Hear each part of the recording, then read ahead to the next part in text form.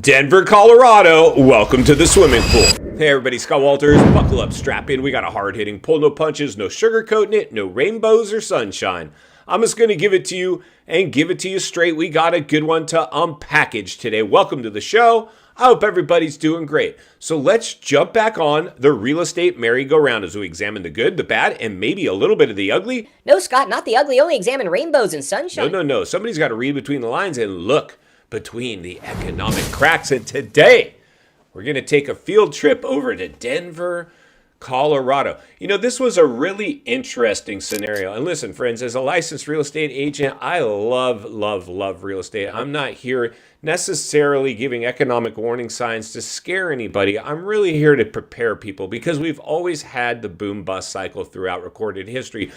For me, though, personally, I just, as a boots-on-the-ground agent who's been through a lot in life, still going through a lot in life, it was really important for me to really shed some light on this real estate bubble because what I saw out of mainstream media and even the real estate industry as a whole with their narratives was really quite troubling at some level. And even though I benefited financially from this bubble, I never took it for granted. I never grandstanded, and I've always had a little bit of an issue. Maybe it's something that I have to work out in my own personal life, but I've always had an issue just watching people grandstand. Now, we all want to be popular. We all want to be smart. We all want to be successful. But where's true success lie? Is it where we live? No. If you need a house to give you your self-worth, you will never, ever be happy. I've always said, I would much prefer to see you live in a cracker box temporarily and stack up income properties. Don't base your insides on other people's outsides. And unfortunately, that's where, as a trained salesman in sales and marketing, that's what we're designed to do, to say, hey, if you have this house, you will be happy. And we create marketing pieces showing happy people with their new house. And honey, if we had that, then we'd be happy. And we've all had that experience where you get the new car or the new house. And I'm sure at first it's very exciting, but after a while, it kind of wears off. So that's my message today, friends. But what we're going to continue to do is heat map and temperature check this real estate market. Why, you ask? Well, of course, I'm going to tell you. Because if we lose it, we lose everything. We will be thrusted not only into a recession, it will be a deep cycle recession. Why, you ask? Well, of course, I'm going to tell you again. And if you've been with me for a while, you know where I'm about to go. The real estate market is the biggest asset class on planet Earth. Let me rephrase. The U.S. housing market in specific is the biggest asset class on planet Earth. And we overheated it, and it was zero organic growth. And anytime we've had any of these cycles occur, there's always been some kind of outside influence to cause these run-ups. But this one was blatant. This was asleep at the wheel stuff. This was overstimulating the biggest asset class on planet Earth. And that was very, very, very silly. And we all know how we got here. And we always examine what happened, what it's like now, and what's going to happen. That's the million-dollar question, really. And we all have to put the percentage of likelihood is, can this real estate market sustain itself? Now, I'm about to show you it can't. It hasn't. It has stopped. And it is, in fact, now reversing course. But because real estate is local, all areas will behave differently. It's not going to be one blanket foreclosure wave across America. Even in the most recent real estate crash of significance, the 2008 era, it wasn't like every city and state in America had foreclosures. They were concentrated. And we saw that again. And this was basically due to the false narrative that we have a housing shortage. And it wasn't a housing shortage. It was a shortage of listings on the market. It was not necessarily housing units that we are having a shortage of. It was the fact that we had lockdowns and many people were not ready to come to market. And with those artificially low interest rates, that put the upward pressure on the markets, and we let it get away. We kicked the can too far down the road. So today, to drive our point home, let's take a field trip over to Denver, Colorado, one of the migration hotspots, see how they're behaving. Then we'll meet back here and wrap it up let's get started. All right, friends, buckle up, strap in, roll up your windows, lock your doors. We're headed to Denver, Colorado. Once a hot spot. Everybody going to Denver to try to buy a house. Now everybody wants to get out. Let's go ahead and jump over to today's featured listing. Now let's bring up Denver's crash map, courtesy of our good fuzzy friends and failed iBuyers over at Zillow. Everything on your screen is in fact going through the kiss of death, price reductions.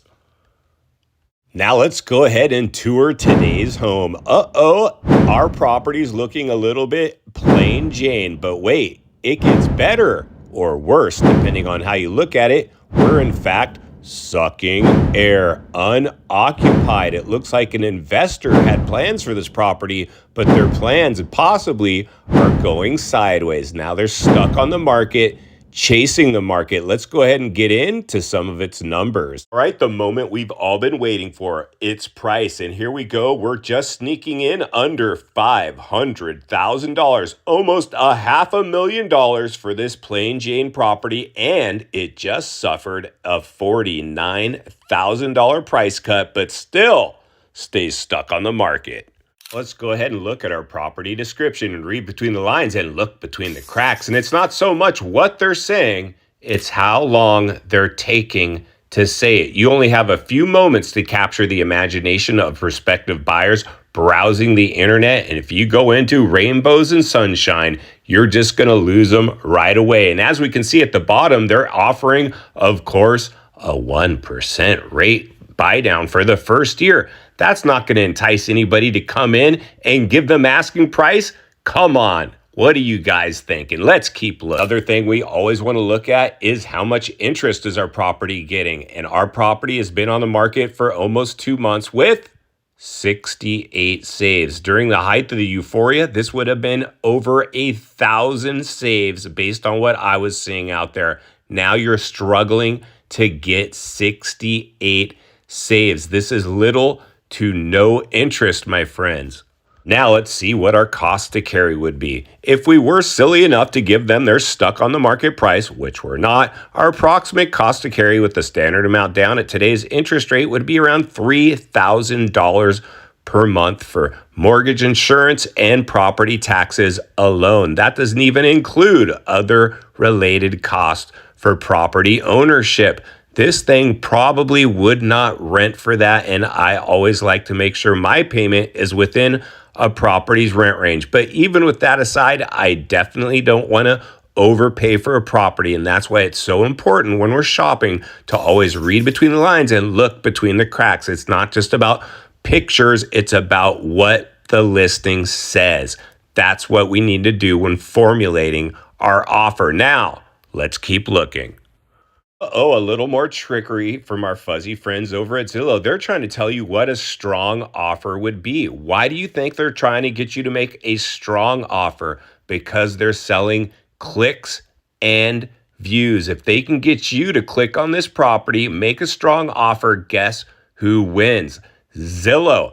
That's why you never want an algorithm making you decide what your offer is going to be. That's why you want an agent like me coming in and reading between the lines and looking between the cracks, because Zillow's algorithm isn't doing that. But wait, there's more.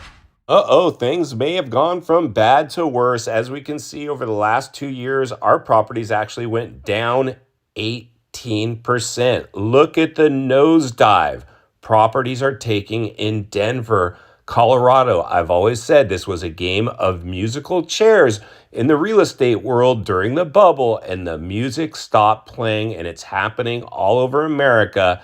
Denver, welcome to the swimming pool. But wait, there's more. Here we go. The tail and the tape, the nitty gritty, our price history. As we can see, we tried to come on the market at almost $550,000. We're now doing $50,000 price cuts. And we could see before that, we were trying to be a rental. We already know our cost to carry with the standard amount down at today's interest rate is over $3,000 a month.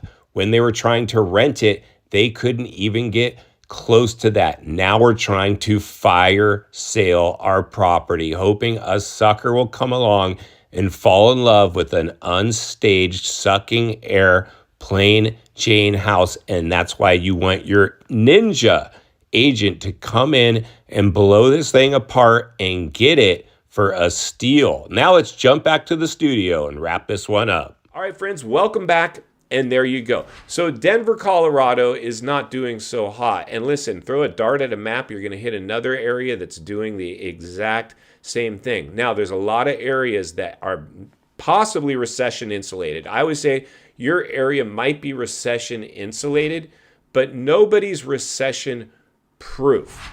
Now, your housing market might not take the hit that Denver's is going to hit. Denver's might not take as bad of a hit as maybe Arizona or Nevada's are going to take. Maybe Phoenix and Vegas. They took a massive hit in 2008. But I think we'll see some new players join the party in this up-and-coming potential downturn that's around the corner. So today we looked at a property, and my goal as a real estate guy, and like I said, I love real estate. I own real estate. I've lost real estate. I've gained real estate. I do not base my self-worth on my real estate anymore. It functions the way it's designed to function. I don't judge my insides by other people's outsides. I know what it's like to lose. I know what it's like to gain. That's just the reality. Happiness is an inside job. We want to be good human beings. And while, like I said, this channel is primarily, I could flip the switch and go to complete, like what I like to say is rainbows and sunshine, and tell you about all the upside of getting into real estate. And listen, like I said, even with this property today, and this is my message, friends, right now, my advice is what you should be doing is looking at properties the way we looked at them today with an agent that'll read between the lines and look between the cracks. Because a lot of first-time home buyers, they're looking at basically property photos and price ranges. That is it. My job is to protect you. As an agent, that is my job, is to protect you. Now, that's not most agents, their job is to sell. Sell, sell, sell. The ABCs, always be closing, always be closing, always be closing. Tell you what you need to hear to get you to sign your life away on a mortgage. Now, listen, we examined this property could not rent for its payment, and now it's on the market. And this drives the point home that I always say, always check a property to see if it pencils out. This house with the standard amount down at today's interest rate could not stand on its own 2 feet as a rental. It's getting offloaded. It was probably an investor flip. The music stopped playing, and now they have to unload the house because it can't rent and stand on its own 2 feet. A lot of times these investors will be willing to carry a small negative for a little while, meaning, well, maybe if it's just like, okay, it's at a it's not cash flowing. I got to throw maybe $100 a month to keep this thing alive. Maybe the markets will turn around. They're clearly not going to turn around. If we had to decide which way this thing's going, it's probably going to go the opposite direction. In fact, it is. We see this property, in fact, doing a nosedive. So maybe in 10 or 20 years, it'll dig its way out. But who wants to carry a negative for 10 or 20 years? So for me, when I'm going to formulate an offer for you or anybody, I'm going to look at this and say, hey, let's check the property's rent range, even though it's your primary home and you have no interest of it becoming a rental. This is an insurance policy that we can pull for investors think and operate. And 95% of all millionaires made their money in real estate using this very simple method. Can it stand on its own 2 feet as a rental, even if it's not designed to be a rental? That's what we want, because you're going to want another home at some point. This might be your first home, your starter home. But a lot of times where you're going to get rich is not by selling this home and then buying your next home, keeping the home, renting it out, creating positive cash flow, and then we're going to go do the same thing over. So my job is to tell these owners, hey, you're on the market at 5. Your property's really, to us, worth 4, for whatever it is, $425,000. That's our offer, because that gets this property's cost to carry within its rent range. And that's how we're going to make our moves. And final thoughts, I come to you as a friend, as a content creator, as a real estate guy that wants to see you not only win in real estate, win in life. Understand the waters you're swimming in now, they're shark infested. Denver, welcome to the swimming pool. We took a look at one of your properties today. It looks like you're doing a little nosedive, and it's not your fault. This was government overreach and overstimulation of the biggest asset class on planet Earth. There's a few good Indians out there that are trying to protect people and raise awareness. Ring the bell, sound the alarm, and let people know the biggest artificially induced housing bubble ever recorded in human history is not going to be able to sustain itself. Nobody can guarantee a crash. It's going to be a correction, recession, or an economic depression. Depressions usually cycle every 100 years, and we are in the 100-year cycle, and this was probably the perfect storm to deliver another one. And that's why it's so important for me to protect people every step of the way. In the meantime, I'll be here to blow the lid off it every step of the way, because it's not only what we need, it's in fact what we deserve. If you appreciate the content, I want to humbly ask you to give the video a like, subscribe to the channel, leave a comment below. I'd love to hear from you. Social media links in the description of this video if you'd like to follow me there. Simply reach out to Scott Walters Real Estate on Instagram. If you enjoyed this video, you're going to love the next video, and there's an easy subscribe icon for your convenience. And if you need help buying or selling real estate here in America, I have the biggest network of top-rated agents in the nation ready to assist you. It'd be our honor and our privilege to do so. Email in the description for you as well. As always, thank you for your time. Please go make it count today. God bless. I'll see you on the next video.